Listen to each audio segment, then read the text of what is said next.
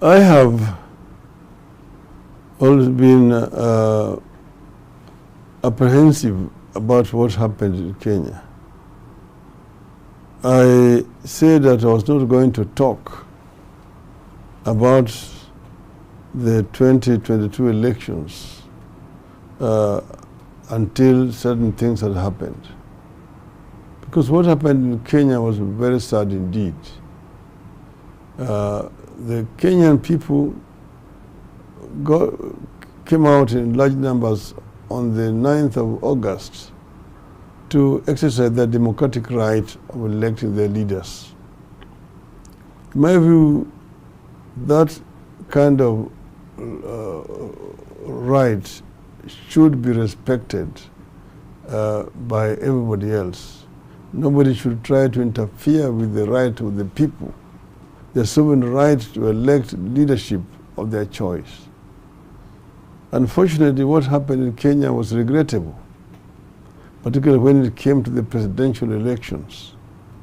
There was a lot of manipulation of election results by the agency that had been appointed there to ensure free, fair, and transparent electoral process, the IEBC.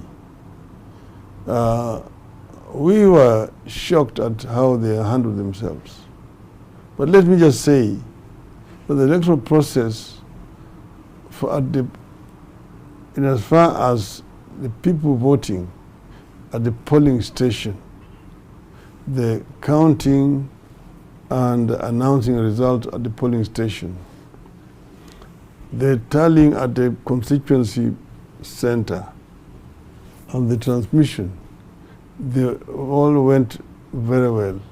There was no interference at those levels, and the results were declared in a very transparent way. The problem became with the transmission and tallying and announcement of the results at the National Tallying Center, which was purely for the presidential votes only. That's where the problem was. Where the problem was because a scheme had been orchestrated to basically undermine the will of the people. It is a process that started way back before the election day. Some people remember that a team of mercenaries was arrested at the airport when their baggage was x-rayed and revealed that they were carrying certain materials, particularly electoral materials, which had not been declared. And there was no official from the Electoral Commission to meet them at the airport. When asked, they said that they were going to meet somebody who is an agent of the IEBC. These items they were carrying were confiscated by the security agencies. And when analyzed, they found that these people had secret codes of IEBC and so on, that they could actually interfere with the electoral process. They could enter the IEBC system and compromise the results. What they had. There's a report which was compiled by the Directorate of Criminal Investigations. These people were supposed to be charged in a court of law. But when the head of the intelligence convened a meeting, which included the Directorate of Criminal Investigations, the Electoral Commission chairman, the head of internal security, and so on, Mr. Chebukati actually gave a threat that if those people, Mr. Chebukati, the chairman of the IEBC, were not released, then elections would have to be postponed. And these were his agents. What was surprising is that their presence or their coming was not unknown by other members of the Electoral Commission. They were only reporting to the chairman of the Electoral Commission, these mercenaries. If then another investigation was carried out by IBC, which revealed that there were 19 other people who had come in from this same group that was working for this Smartmatic company, a company which had been employed to provide ICT services to the IBC. There were a total of 21 people, out of which 19 were foreigners. Other members of the Electoral Commission did not know of the presence of these other 19. Those 19 are people whose record from investigations showed that they are people with criminal records in ICT. They had committed cyber crimes. In other countries, they are being looked for, like in Sri Lanka, they were being looked for. So these were basically crooks who had been smuggled into the country by the IBC for purposes of compromising the electoral process. Come now the day of the elections. The elections were, Kenyans turned up in numbers to vote, and they exercised their right at the polling station. And the counting and tallying at the polling station was flawless. After that, the presiding officers went with the results to the constituency tallying center. Again, at that center, there were no problems. The tallying was done, and at the polling station, they came with Form 34As, they called, for the presidential votes. At the constituency tallying center, then the returning officer now had what is called 34Bs for the presidential votes. So tallied. And each time this tallying was done, the form would be scanned and then will be transmitted to the server at the national level. Now, one assumed that those results were the ones which were being received by the Electoral Commission and which were going to be announced. What we have now discovered since that time is a different story. First, we discovered that there were 4 different servers.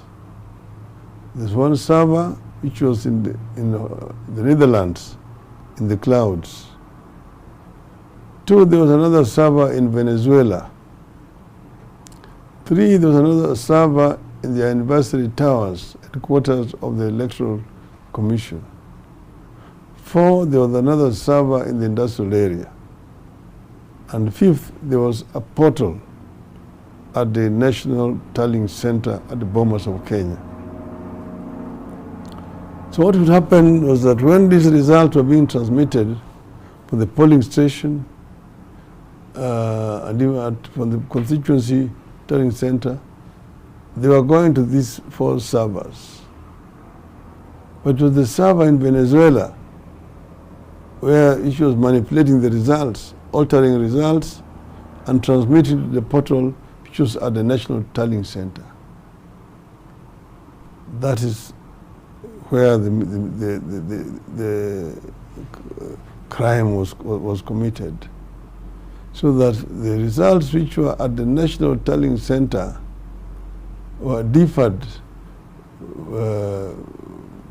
to a very large extent from the results which had come from the constituency tallying center. So what was, therefore, what now happens is that you have the results which had come from the constituency tallying center, and they were available in the server at the IBC headquarters in Anniversary Towers.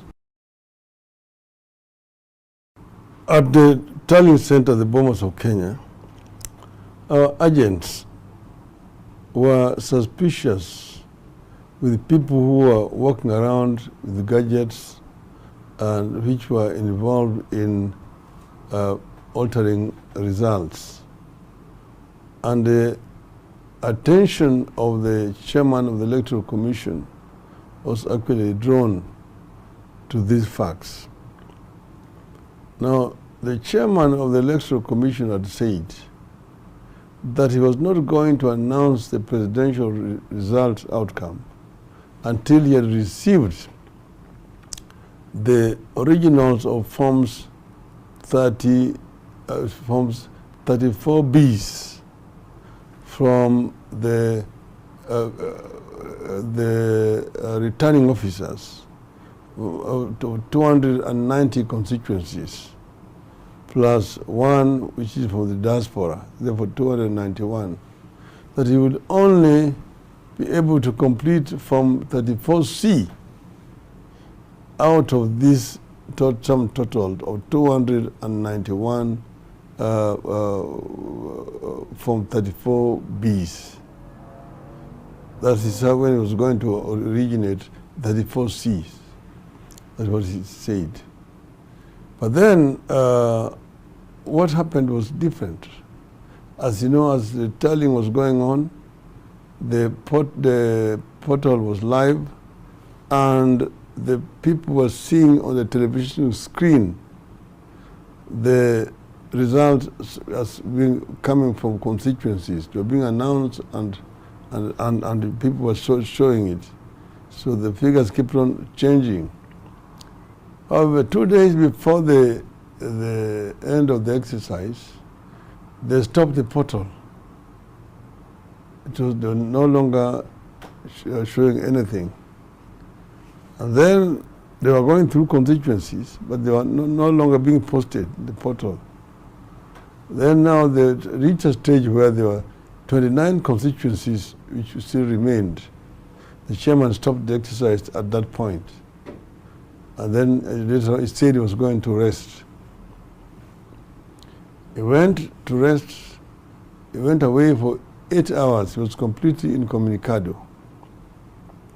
When he returned after these 8 hours, he came and then called the commissioners and told them that he had the final results which he wanted to announce.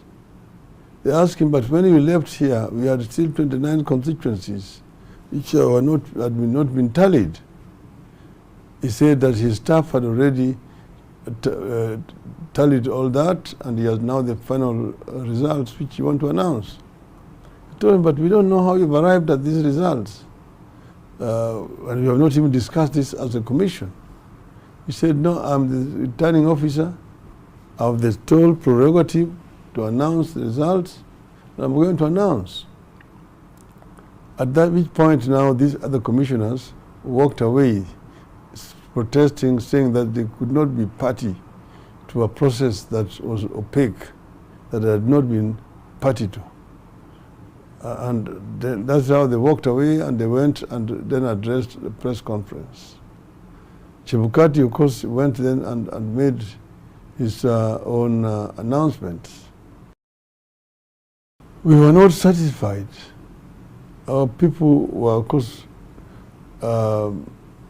tantalized. But we said, look, follow the process of the law. So we'll go to the Supreme Court. And we went to the Supreme Court. But what happened in the Supreme Court was a charade. Because at the Supreme Court, our lawyers demanded access to the server so that they could be able to download information which is available in the server. In spite of our lawyers' repeated demand to the court, one of the judges there who was in charge of ICT kept on pushing the matter behind. Yes, Justice Lenaula. He knew exactly why he was doing it.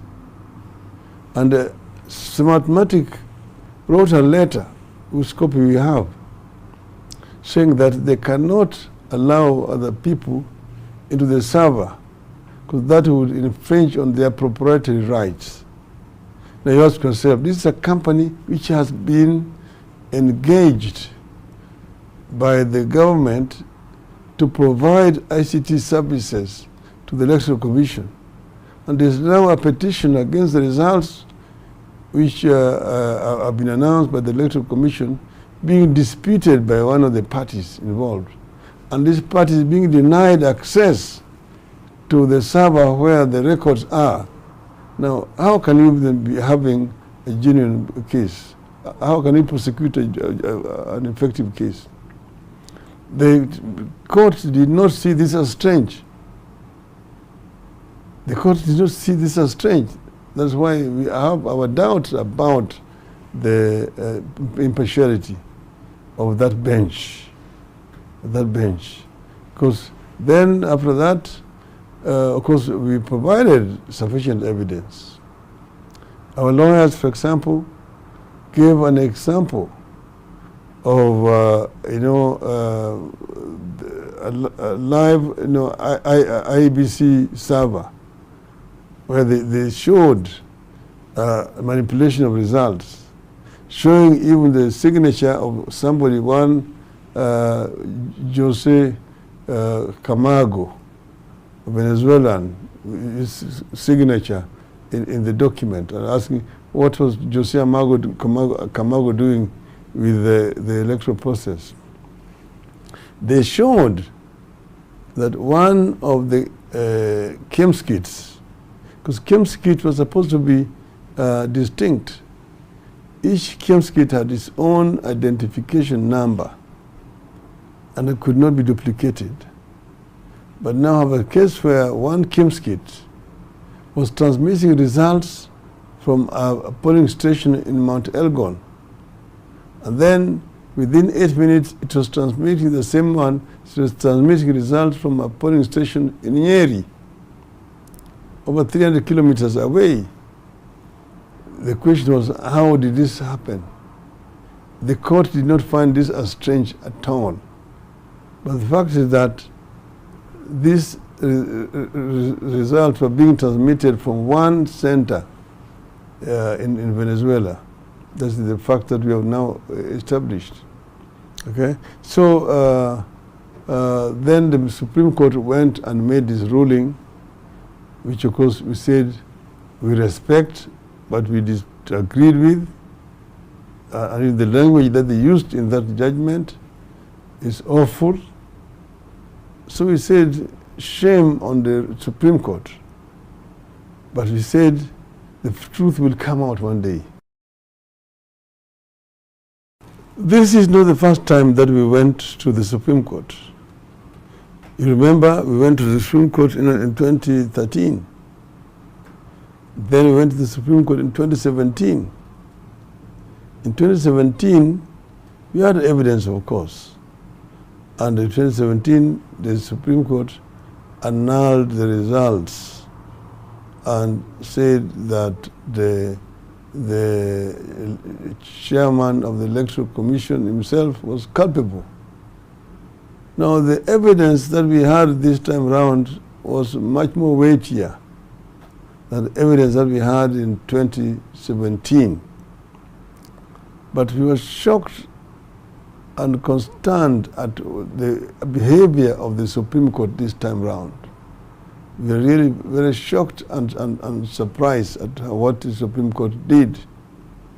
It was basically a contempt against the will of the people of Kenya, which is very unfortunate indeed.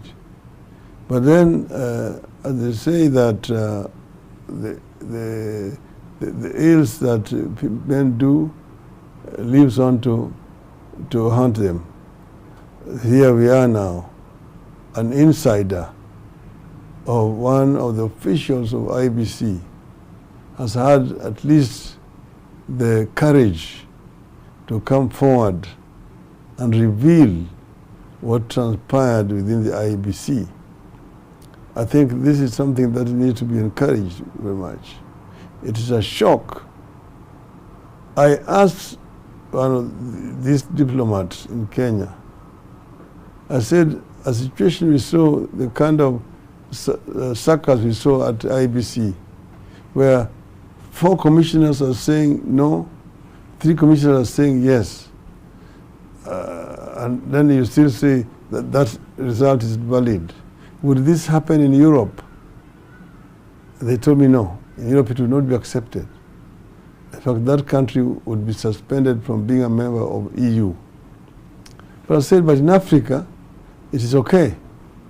It is not okay in Europe, but in Africa, you can apply different standards. I'm saying as a proud African that Africa should not be judged by different standards. If this thing is not acceptable in Europe, it should also not be acceptable in Africa. And therefore I'm saying that the facts that are there shows that Mr. William Ruto did not win an election. He lost the elections. I won the elections. So he's there illegally as a president. And what we are going to demand is that Mr. Ruto should resign and let the Kenyans have their will. The people's will is the God's will. And in my view, that is what should happen. He says that he's a man of God. He respects righteousness. He respects the rule of law. So let him follow. Let him live up to what he has been professing. These elections were flawed. He did not win these elections. He lost them. And I am happy and I'm proud of the people of Kenya. I want to thank the people of Kenya for conducting themselves peacefully these elections. There are areas where they say that people did not vote for me, like in central Kenya. But these results have shown that the people of central Kenya voted for me overwhelmingly. So I want to thank them for their patriotic duty. What happened is not the mistake. Their will was subverted by agents of impunity at Bomas of Kenya. From the results which have come out from the whistleblower, who is an insider, it has shown very clearly how the people of Kenya spoke on that day. And it's shown that my challenger got 5.9 million votes against 8.1 million votes. There's a difference of 2.2 million votes, which cannot be challenged. And that's why I'm challenging Mr. Ruto to accept the will of the people of Kenya. Because otherwise it's going to be like an illegitimate government ruling the country. It's just like a civilian coup that has been orchestrated by the IBC and in connivance with Mr. Ruto himself. In my view, this is not right. The voice of the people or the voice of God. Vox populi, vox Dei.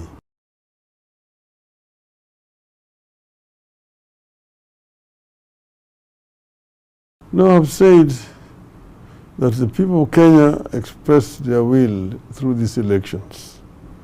Those who are resident in the country voted for me overwhelmingly. Secondly, the Kenyans who live in diaspora, in the United States, in Europe, in Africa, particularly in Southern Africa, turned up and voted. And the diaspora vote, although it was not as huge as would have been expected, but it was majority in my favor. So I want to thank them for turning up and voting for me in those elections. I want to thank them very much, and I tell them that their vote did not go in vain. When we form a government, we will definitely work together with them.